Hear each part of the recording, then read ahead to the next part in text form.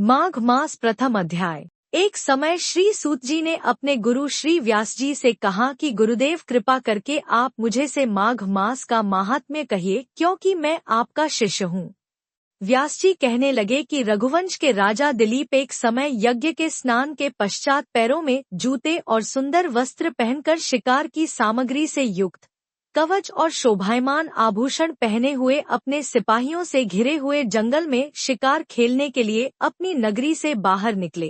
उनके सिपाही जंगल में शिकार के लिए मृग, व्याघ्र, सिंह आदि जंतुओं की तलाश में इधर उधर फिरने लगे।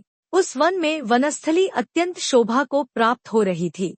कहीं दो मृगों के झुंड फिरते थे, कहीं गीदड़ अपना भयंकर शब्द कर रहे थे, कहीं गैंडों का समूह हाथियों के समान फिर रहा था, कहीं वृक्षों के कोटरों में बैठे हुए उल्लू अपना भयानक शब्द कर रहे थे, कहीं सिंहों के पच्चिनों के साथ घायल मृगों के रक्त से भूमि लाल हो रही थी, कहीं दूध से भरी थनों वाली सुंदर भैंसें फिर रही थी, कहीं पर सुगंधित पुष्प, हरी भरी लताएं वन की शोभा को बढ़ा रही थी, कहीं बड़े बड़े पेड़ खड़े थे तो कहीं पर उन पेड़ों पर बड़े बड़े अजगर और उनकी केंचुलियां भी पड़ी हुई थी।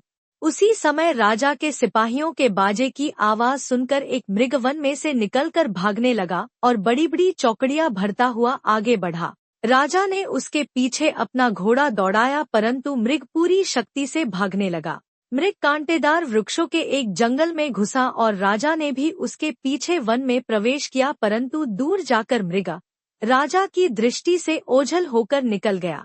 राजा निर्जन वन में अपने सैनिकों सहित प्यास के मारे अति दुखी हो गया। दोपहर के समय अधिक मार्ग चलने से सैनिक थक गए और घोड़े रुक गए।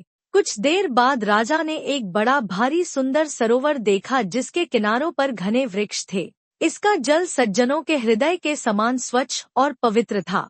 सरोवर का जल लहरों से बड़ा सुंदर लगता था। जल में अनेक प्रकार के जलजंतु, मछलियां आदि स्वच्छंदता से इधर उधर फिर रही थी। दुष्टों के समान निर्दयी चित्त वाले मगरमच्छ भी थे। किसी किसी जगह लोभी के समान सिमाल भी पड़ी हुई थी।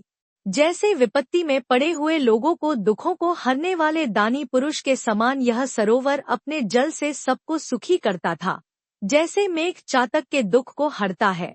इस सरोवर को देखकर राजा की थकावट दूर हो गई। रात्रि को राजा ने वहीं विश्राम किया और सैनिक पहरा देने लगे और चारों तरफ फैल गए। रात के अंतिम समय में शूकरों के एक झुंड ने आकर सरोवर में पानी पिया और कमल के झुंड के पास आया। तब शिकारियों ने सावधान होकर शूकरों पर आक्रमण किया और उनको मारकर पृथ्वी पर गिरा दिया। उस समय सब शिकारी कोलाहल करते हुए बड़ी प्रसन्नता के साथ राजा के पास गए और राजा प्रभात हुआ देखकर उनके साथ ही अपनी नगरी की तरफ चल पड़ा, जिसका शरीर तपस्या और नियमों के कारण बिल्कुल सूख गया था, जो मृगछाला और वल्कल पहने हुए था और नख रोम तथा केश धारण किए हुए था। राजा ने से घोर तपस्वी को देखकर बड़े आश्चर्य से उसको प्रणाम किया और हाथ जोड़कर खड़ा हो गया।